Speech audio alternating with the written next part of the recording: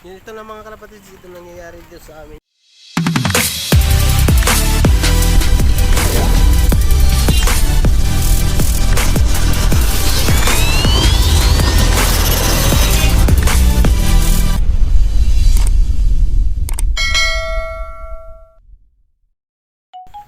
Yun, ito na mga kalapatids, ito nangyayari dito sa amin, dito sa pag umuulan talaga mga kalapatids, ganito talaga nangyayari sa amin mga kalapatids.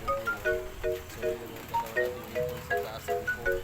So mga kalapatids, ganun talaga dito pag bumabaha, may swimming pool dito mga kalapatids. So yun, tapos yung ano po mga kalapatids nasa baba. So yun, binaha na yung baby ko nga, yung mga itlog, nalunod nga na. So yun, na-rescue ko din yung baby ko mga kalapatids. So yun o, hanggang doon sa kwan yan, puro tubig yan. So yun mga kalapatids, yung sa pinakamalayo, yung sa dulo na yung mga kalapatids. So lakas ng agos ng tubig yung mga kalapatids, hanggang doon sa dulo.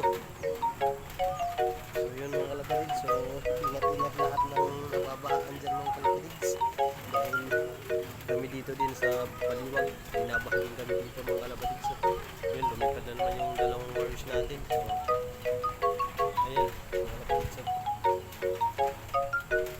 ayan mga kalapatids, yun o. So yun, yung dad, yung puro damo yan mga kalapatids, is nagkaroon na nga ng tubig. Yun ang dyan, dito sa one na to, hanggang dito mga kalapatids sa baba ko, sa baba ng roof ko, dahil yun na, nagkaroon na ng tubig dito. So yun nga, sinasabi ko kanina, yung may rescue ko yung mga baby ko, kaso yung itlog mga kalapatids lumubog, pero nakuha ko rin yung itlog na yan mga kalapatids.